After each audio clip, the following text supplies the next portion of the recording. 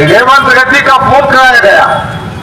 कांग्रेस का टिकट नहीं मिलने के लिए कांग्रेस पार्टी को ब्लैकमेल किया गया। आपकी ये हमदर्दियां, आपकी ये मोहब्बत मैं महसूस कर रहा हूं और इसका इजहार भी आप कर रहे हैं। यकीनन बड़ी तादाद में वोट हमको मिलेंगे।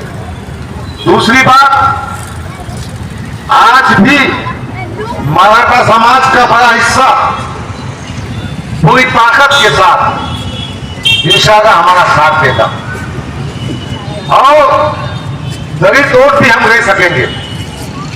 मैं आपके सामने जिम्मेदारी से कहना चाहता हूं कि ये सीट हम जीतेंगे, पूरी ताकत से जीतेंगे और कामयाबी इंशाअल्लाह हमारे कदम चूमेगी।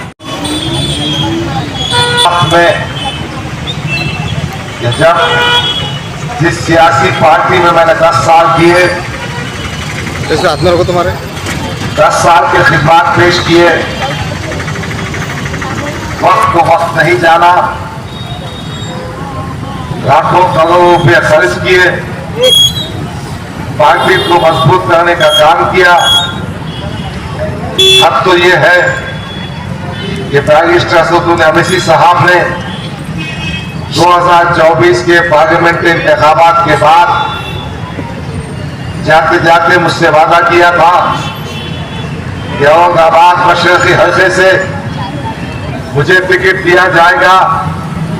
यहां तक कहा था कि हम आपको चुन कर आने की मेहनत करेंगे और गिफ्ट देंगे।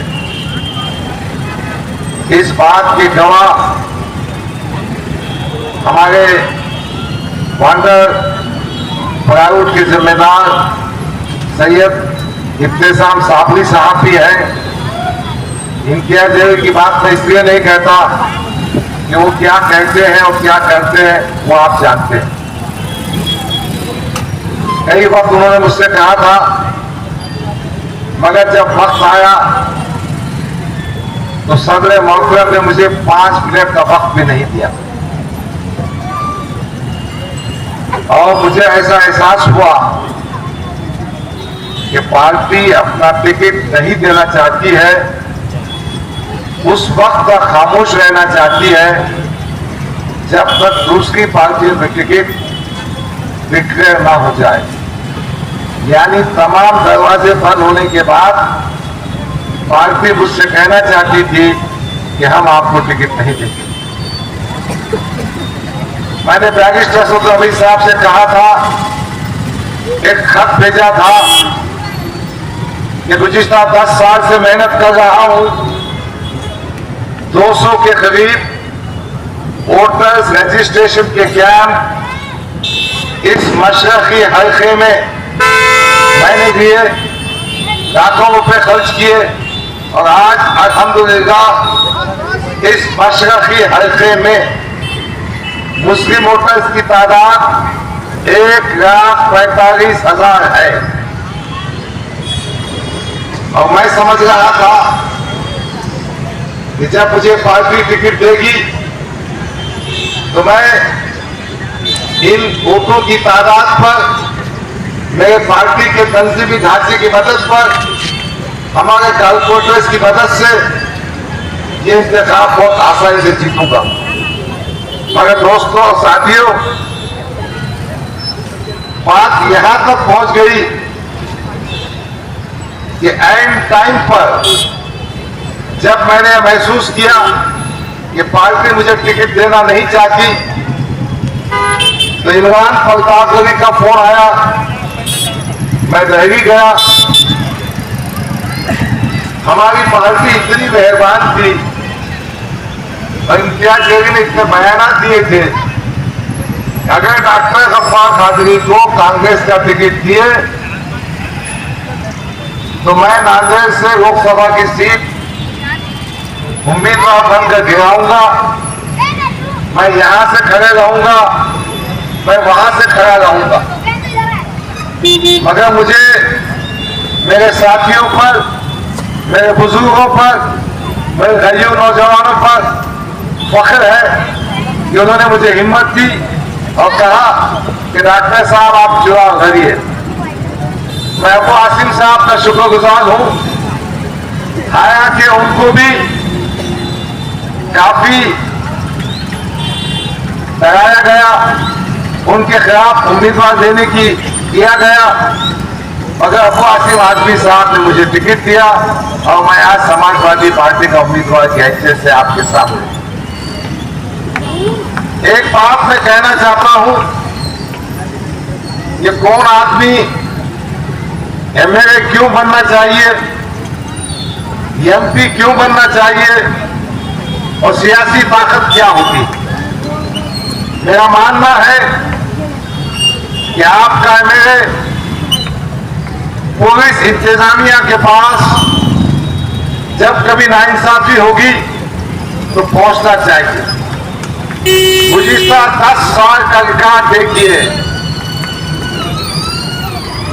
जो मशरक़ी हल्के से एमआईएम के उम्मीदवार है वो कभी पुलिस स्टेशन नहीं जाते। हाँ, बकरीद के ईद के मौके पर गए थे तो मालूम ये हुआ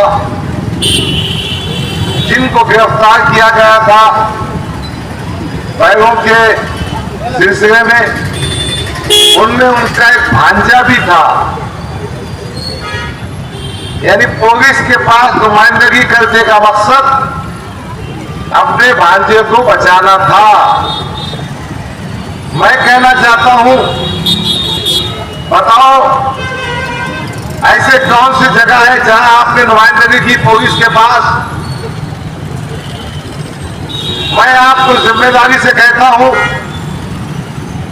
कि मोहतरम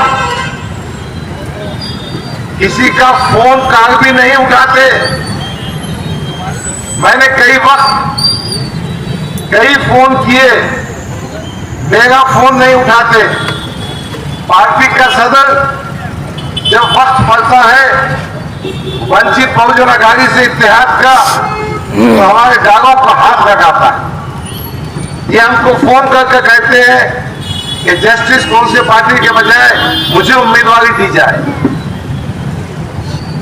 तो जो आदमी और जो शख्स आपका फोन कॉल नहीं उठा सकता तो क्या वो आपका उम्मीदवार बन सकता है। 2014 की बात है, इन्होंने वादा किया था कि मैं स्कूल बनाऊंगा, स्कूल तो बना नहीं। हमारे बेटे बेटियों की तालीम का मकसद तो पूरा नहीं हुआ। 10 साल गुजर गए। हाँ, इन्होंने अपने बेटे को लंदन तालीम हासिल करने के लिए भेजा।